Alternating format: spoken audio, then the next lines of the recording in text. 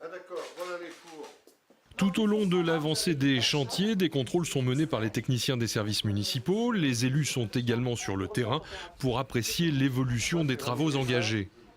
J'ai la mauvaise habitude, quand je commande des travaux et des constructions, de vouloir regarder comment ça se passe.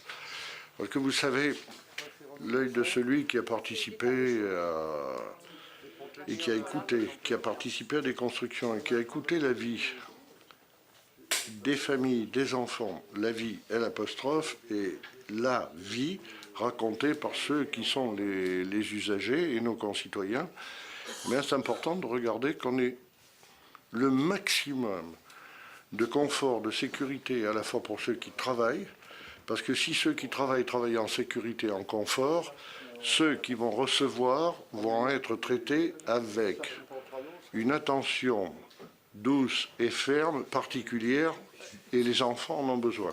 Mais si vous ne pensez pas au confort de celui qui reçoit le service, vous ne pouvez pas organiser correctement le service, et l'organisation du service passe par le confort de celui qui le rend. Ça a été compliqué, notamment pour la partie cuisine. La mise en avant était à respecter. On avait un espace vraiment très contraint et limité. Et à la fois, on devait offrir une salle de restaurant assez conséquente, puisqu'on peut accueillir 165 enfants en 2 services.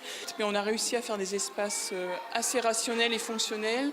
On verra à l'usage, mais je ne suis pas inquiète. Et toujours avec le même objectif, le service rendu aux utilisateurs. Tout à fait. Alors on a travaillé beaucoup avec la direction jeunesse et notamment les agents qui, eux, nous éclairent sur le fonctionnement parce que finalement on sait ce que c'est une cuisine, mais on ne travaille pas dans la cuisine, donc c'est un travail de collaboration.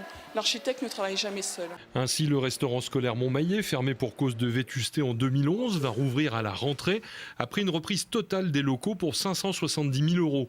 Plus loin, c'est au centre culturel Jean Massé que des travaux sont menés pour économiser le coût de la location du site du relais d'assistantes maternelles.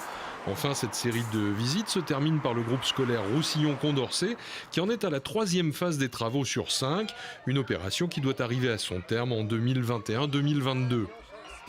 Ici, ce qui a rendu le temps un peu plus long, c'est que le choix qui a été fait, c'était de rénover progressivement et en gardant l'école fonctionnelle. Donc vous vous organisez et puis ensuite vous construisez, vous transférez et dans les endroits libérés, vous refaites à neuf ou vous reconstruisez, vous transférez, vous relibérez et puis on va terminer ici avec le dernier espace qui sera l'espace maternel complètement revu, avec le bâtiment actuel complètement transformé, plus un rajout pour le rendre fonctionnel et agréable. Pendant tout l'été, les services municipaux et les entreprises vont œuvrer dans les écoles laissées libres pour les vacances.